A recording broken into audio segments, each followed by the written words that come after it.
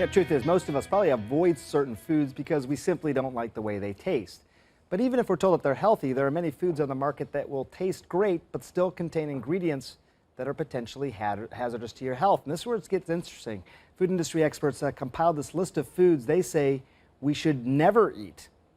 David Jack has some insight on this. He's a nutrition expert.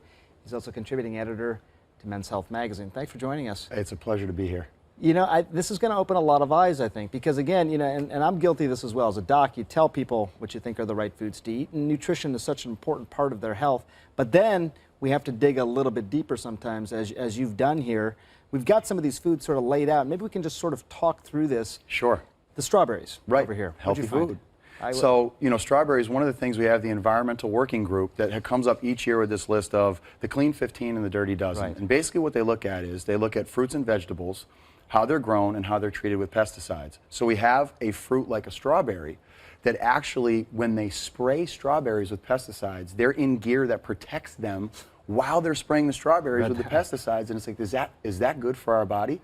So they've studied that there's over 13 pesticides in the common strawberry. So we think we're eating healthy, but really we have to choose, in this case, organic, to get away from those pesticides, which are so detrimental to our health, and ultimately get back to good food as it was designed. You don't need to buy everything organic, as the article also mentioned. Then this dirty dozen, a lot of them are, if you're peeling the fruit, for example, yes, you're getting rid of it. With strawberries, you don't have that luxury. Yeah, and actually this year what's interesting, we're finding kale's on that list, which never was, because it's in such popular demand now that some of it is getting the overspray because it's grown in crops near other things. So it's really getting interesting. It's fascinating.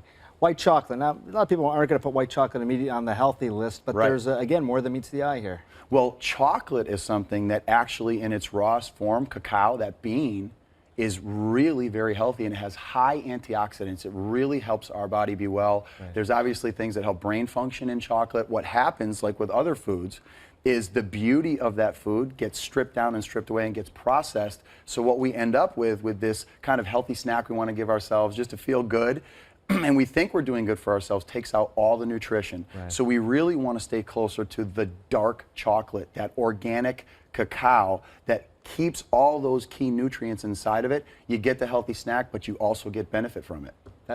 So it's more the cacao butter, right? So yes, it's not really chocolate per se. Correct. It's the butter. It's the actual, It's marketing genius. We'll call it white chocolate. Yes, yes. So you're further away from the truth as we get down here. And then you realize. Yeah. Sprouts, again, you know, this is something that a lot of docs are going to recommend. Yeah, healthy.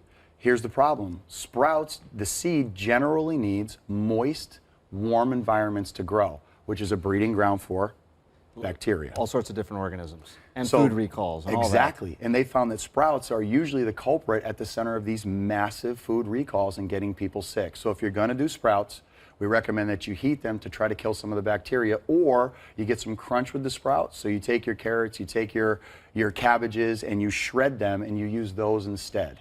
You're trying to get that texture. Sure, get the texture, stay away from the bacteria. Canned tomatoes. Now, is it the can or is it the tomatoes? It's really the can. So there's a resin in the can that brings these synthetic estrogens into our body, which starts to mess with our hormones. And hormone regulation is really the issue that a lot of people are facing in being unwell and unhealthy, weight gain. So we want to get away from the can and we want to move to things like glass that don't have those resins in there, or even like a Tetra Pak, like Trader Joe's will have tomatoes in a Tetra Pak, which also helps get us away from the dangers that would be inside the can. And finally, fish, and specifically swordfish over here. Sure. Yeah, and I should point out, you guys interviewed a lot of different experts for this column. We did. Dr. Landrigan, who's someone I know well, weighed in on this. What do you say?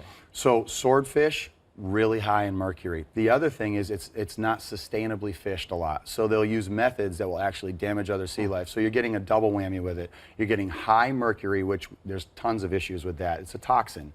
But you're also having these unsustainable fishing practices. So you want to move to things like wild Alaskan salmon. You want to move to things like even Pacific tuna, which gets you a little closer. Snakehead fish now, they're saying, tastes a lot like swordfish, but these are more sustainably fished. They're line caught, they're trolled for, the mercury's down, so it's better for the environment, it's better for your body. Have you had snakehead fish? I haven't yet. I heard it tastes a lot like swordfish. I know, I got to get over the name a little bit, but I'm willing to give it a shot. Change that name maybe. Really appreciate it. Thank you so much. Thanks for being here. Pleasure. Appreciate it.